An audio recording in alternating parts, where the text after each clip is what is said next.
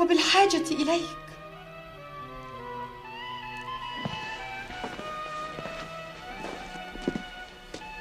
لشد ما تغيرت يا بنت العم.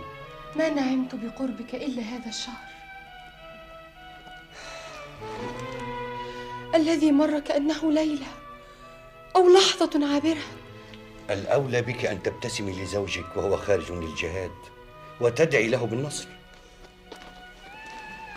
سينصرك الله ويردك إلي سالما إن شاء الله. إن شاء الله. كنت أنتظر منك هدية، لكني أنا التي ستقدم لك الهدية. الخليفة سيسبقني إلى المسجد. إنها هدية لا تخطر لك على بال، إذا عرفتها فلك مني قبلة،